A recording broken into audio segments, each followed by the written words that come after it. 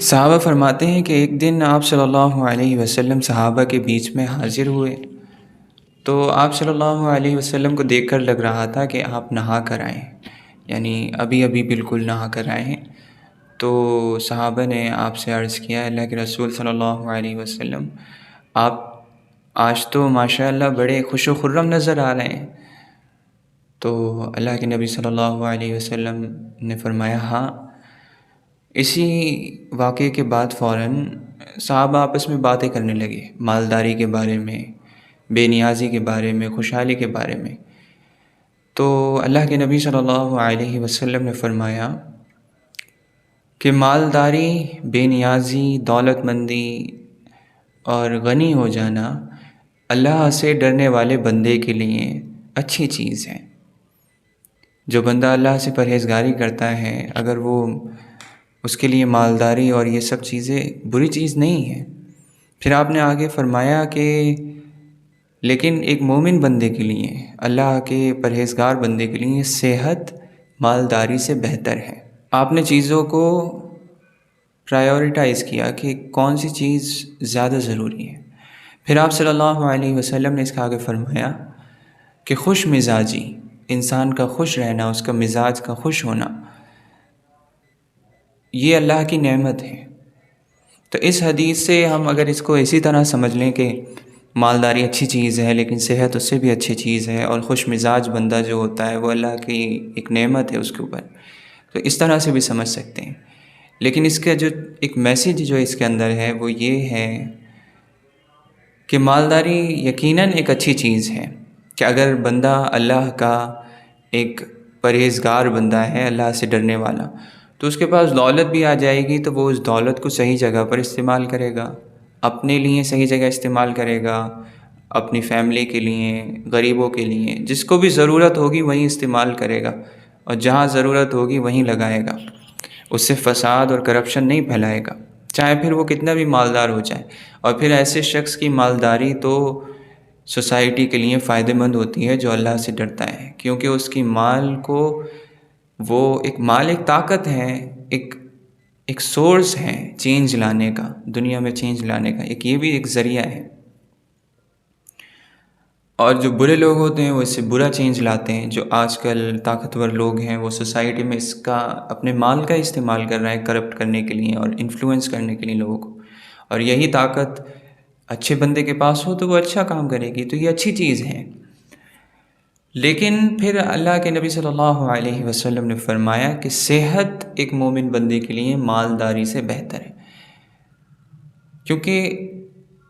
صحت ہے تو وہ ہر وہ چیز کر سکتا ہے جو اللہ نے اس کو حکم دیا ہے۔ اور دوسری چیز آپ نے فرمائی کہ خوش مزاجی اللہ کی نعمت ہے۔ یہاں پر ان دو چیزوں کو مالداری کے مقابلے میں اللہ کے نبی صلی اللہ علیہ وسلم نے فرمایا۔ اس کا مطلب یہ ہے کہ جو اس کا ایک مفہوم ہے وہ یہ ہے کہ مالداری حاصل کرنے کے لیے، دنیا میں اپنا ایک مقام مرتبہ حاصل کرنے کے لیے جو بہت سے لوگ غلطی کرتے ہیں وہ یہی ہے کہ سب سے پہلے تو وہ اس کوشش میں لگنے کے بعد، کچھ مقام حاصل کرنے کی کوشش، اپنے کریئر میں کچھ مقام حاصل کرنے کی کوشش میں لگنے کے بعد سب سے پہلے اپنی صحت کو نظر انداز کرنا شروع کر دیتے ہیں۔ صحت ان کی پرائیورٹی نہیں رہتی ہے، کیونکہ وہ ابھی جوان ہوتے ہیں تو ابھی ان کو لگتا نہیں ہے کہ صحت ایک بڑی چیز ہے، ابھی تو سب چل رہا ہے، بالکل نظر انداز، نیند اپنی سیکریفائز کرنا، یہ سب کچھ، جو کہ لانگ ٹرم میں ان کے پاس اگر مال آ بھی جاتا ہے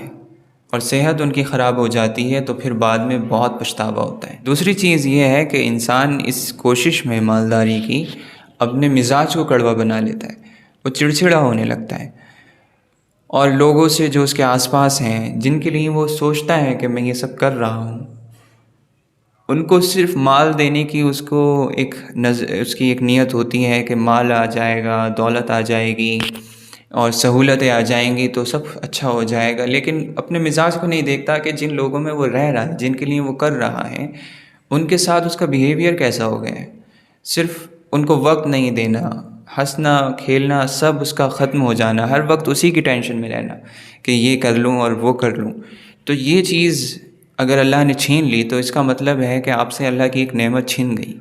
مال کی اس دولت میں۔ تو اللہ کے رسول صلی اللہ علیہ وسلم نے فرمایا کہ صحت اور خوش مزاجی کو آپ نے اوپر رکھنا ہے، پھر اس کو برقرار رکھتے ہوئے، اپنی صحت کا خیال رکھتے ہوئے اور اپنی خوش مزاجی کا خیال رکھتے ہوئے، اپنے اخلاق کا، یعنی سب چیزیں آ گئیں اس میں، ایک طرح سے اخلاق مراد ہے کہ اپنے کیریکٹر کا لحاظ رکھتے ہوئے جن لوگوں سے آپ پیش آ رہے ہیں وہ کس طرح پیش آ رہے ہیں، ان چیزوں کا خیال رکھتے ہوئے اگر آپ اور سب سے پہلی شرط تو یہی ہے کہ پرہیزگار شخص کے لیے مالداری بہتر ہے، اچھی چیز ہے۔ تو پہلے آپ کو پرہیزگار تو ہونا ہی ہے، اللہ کے حقوق ادا کرنے کے بعد، اپنی صحت کو دیکھنے کے بعد اور لوگوں سے اپنے بیہیویئر کو دیکھنے کے بعد پھر آپ مالداری کو چیز کر رہے ہیں تو پھر آپ کر سکتے ہیں۔ اس کے بعد آپ سب کے حق ادا کر رہے ہیں، اللہ کے حقوق ادا کیے آپ نے، پرہیزگاری اختیار کرے ہوئے ہیں، لوگوں کے حقوق ادا کر رہے ہیں، ان سے اچھے سے پیش آ رہے ہیں، خوش مزاجی سے ہنستے ہوئے مسکراتے ہوئے ان سے پیش آ رہے ہیں، تو پھر جو آپ بچا ہوا وقت ہے جب آپ نے حقوق اللہ اور حقوق العباد اور اپنے حقوق، اپنی صحت کا خیال رکھ لیا، پھر آپ جو بھی کریں یا آپ کی لائف اچھی ہو گئی، کمپلیٹ ہو گئی، اس کے بعد مالداری کے پیچھے بھی جا سکتے ہیں۔ تو یہی ایک اس حدیث کا مفہوم ہم لے سکتے ہیں۔ اسی لیے اللہ کے نبی صلی اللہ علیہ وسلم نے چیزوں کو ان کی جگہ پر رکھ کر صحابہ کو بتایا کہ کون سی چیز امپورٹنٹ ہے۔